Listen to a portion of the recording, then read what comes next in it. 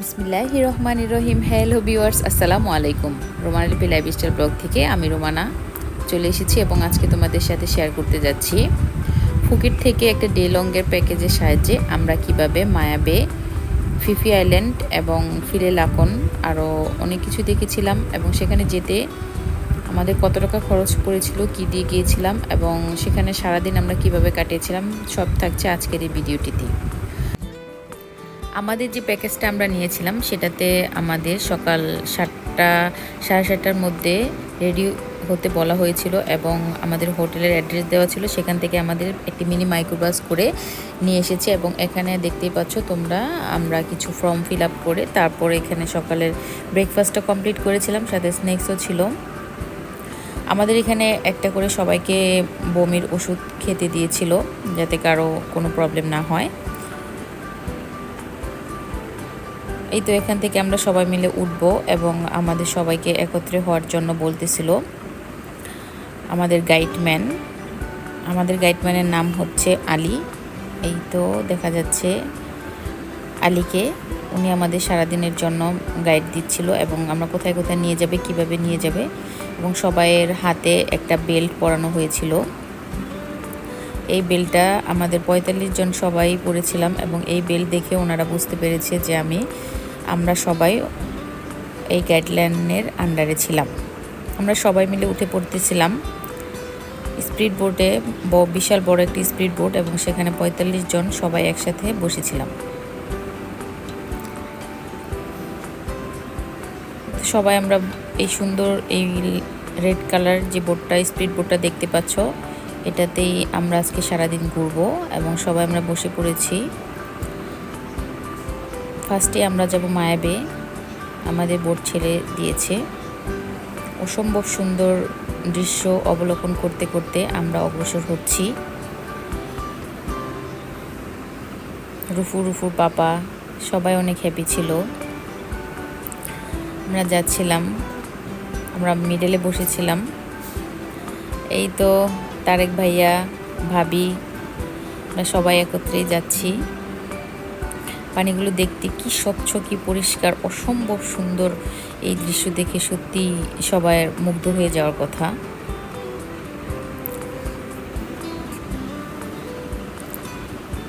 আমরা চলে এসেছি অলরেডি মায়া বেতে। মায়া বে যেরকম নাম ঠিক ওরকমই মায়া বে সৌন্দর্য দেখে সবাই অভিভূত হয়ে যাবে। আমি তোমাদের সব কিছুই দেখার চেষ্টা করেছি, যতটুকু সম্ভব পেরেছি। তো একটা ওয়াকের সাহায্যে যেতে হয়। এখানে অসংখ্য পর্যটক এসে অবলোকন করে। মায়াবেতে আমাদের টাইম দেওয়া হয়েছিল 20 মিনিট, কিন্তু আমার মনে হয়েছিল 20 মিনিট টাইম মায়াবের জন্য এনাফ না, আরও কমপক্ষে 1 ঘন্টা টাইম দিলে খুবই ভালো হতো। এই তো স্বচ্ছ পানি, একদম নিচ থেকে সব দেখা যায়। খুবই সুন্দর। আন্দামান সাগরের বুকে গড়ে ওঠা এই মায়াবী দ্বীপপুঞ্জটা দেখে সবার অনেক ভালো লাগবে। আস্তে আস্তে করে আমরা যাচ্ছিলাম, একটা রাস্তা দিয়েই সবাই যাচ্ছে এবং আসতেছে, তাই সবাই সারিবদ্ধভাবেই আমরা যাচ্ছিলাম। এখানে অনেক গাছপালাও রয়েছে। এই মায়াবেতে সানসেটও উপভোগ করতে পারবে এবং অনেক ছবির শুটিংও হয়েছিল।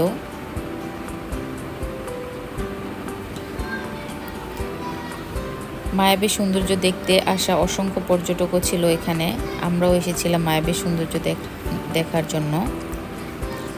মায়াবের একটি বিশেষ বৈশিষ্ট্য হচ্ছে, দেখতেই পাচ্ছ চারদিকে পাহাড়ে ঘেরা সমুদ্র এবং এই রাস্তাটুক দিয়েই পানি বের হয়।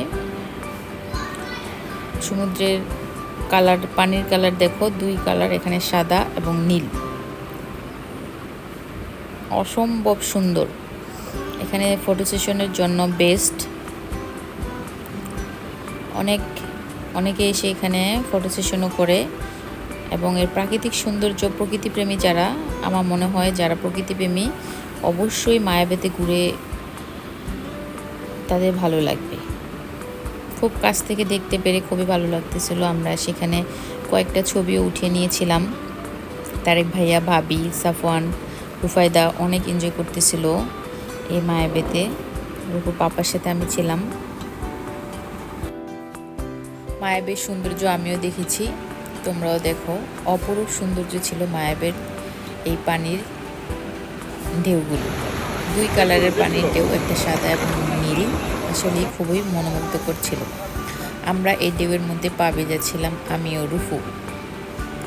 তারপর মায়াবের সৌন্দর্য দেখে আমাদের 20 মিনিটের মধ্যে রিটার্ন করতে হবে, তাই আমরা চলে যাচ্ছিলাম। খুবই তাড়াহুড়ো করে যাচ্ছিলাম। এই তো অলরেডি সবাই এখানে একত্রিত হয়েছে এবং আমাদের গাইডম্যান বলতেছিল আমাদের নেক্সট স্পটটার কথা। ওখানে যে স্নোরকেলিংও করা যায় এবং কিভাবে আমরা যাব, ওইখানে আরেকটা বোটও ভাড়া করা যায়, সেগুলোর বিস্তারিতই বলতেছিল। এই তো আমরা মায়াবে থেকে এখন আবার স্পিড বোটে উঠে যাব। অসম্ভব লেগেছে মায়াবের এই দৃশ্যটা। তারপর আমরা চলে গিয়েছিলাম ফিলে লাকনে। এখানে এই তো দেখা যাচ্ছে অলরেডি আমাদের স্পিড বোটেরই কয়েকজন নেমে পড়েছে লাইফ জ্যাকেট পরে। ওনারা সাঁতার কাটতেছিল এবং স্নরকেল করতেছিল। একদম নিচ থেকে মাছগুলো দেখা যায়, পানি অসম্ভব রকমের স্বচ্ছ ছিল। এখানে খুব একটা পানি নেই, ইচ্ছে করলে নামা যায়। এই তো দেখতেই পাচ্ছ মাছগুলো কি সুন্দর সারিবদ্ধভাবে বিচরণ করছে। দেখে খুবই ভালো লাগতেছিল এই দৃশ্যগুলো, ঝাঁকে ঝাঁকে মাছ। আমরা স্পিড বোট থেকেই দেখতেছিলাম অনেক মাছ। এখান থেকে চাইলে এই ছোট নৌকা করে আস্তে আস্তে পুরো সাগরটা ঘুরে দেখা যায় ফিলে লাকনের। আমাদের বলেছিল যারা যারা ইচ্ছুক, কয়েকজন গিয়েও ছিল। এখানে এসে অসম্ভব চমৎকারভাবে ছবি উঠানো যায় এবং আমরা এখানেই ছিলাম। দেখতেই পাচ্ছ বোটটা অনেক ঢেউ ছিল, তাই শুধু নড়তেছিল। দেখো ফিলে লাকনের অপরূপ সৌন্দর্য দৃশ্যটা।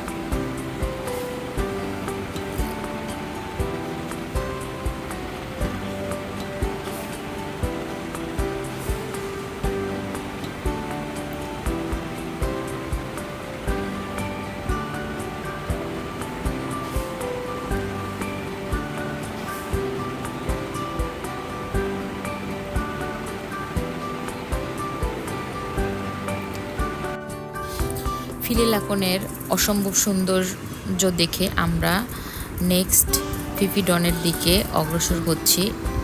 আমরা চলে যাচ্ছি এখন ফিফিডন আইল্যান্ড দেখানোর জন্য। সেখানে যে আমরা ফার্স্টে লাঞ্চ করব, মোটামুটি সবাই ক্ষুধার্ত ছিলাম এবং ফিফিডনের লাঞ্চটা আমাদের প্যাকেজের সাথে অ্যাড করা ছিল এবং সেখানকার লাঞ্চটা খুবই সুস্বাদু ছিল। সেখানকার চিকেন ফ্রাইটাও ছিল অসম্ভব রকমের ক্রিস্পি, যা আমরা সবাই মিলে খেয়েছিলাম। এছাড়াও অনেক ধরনের ফ্রুটসও সেখানে ছিল, খাবার দাবার আইটেমও ছিল অনেক। সবাই আমরা খেয়ে তারপর চলে এসেছি ফিফিডনের সৌন্দর্য অবলোকন করার জন্য। এখানে আমাদের হাতে সময় দিয়েছিল 1 ঘন্টা। 1 ঘন্টার মধ্যেই আমরা ফিফিডনটা দেখে কভার করেছিলাম। এখানে এসে তোমরা নাইট স্টেও করতে পারো। নাইট স্টে করলে ফিফিডনের পুরোটা অংশ সৌন্দর্য তোমরা ভালোভাবে উপভোগ করতে পারবে। যেহেতু আমাদের হাতে কম সময় ছিল, তাই আমরা এই 1 ঘন্টার মধ্যেই ফিফিডনের সৌন্দর্য অবলোকন করতে সক্ষম হয়েছি। এই তো ফিফিডনের সৌন্দর্য দেখো তোমরা আমার সাথে।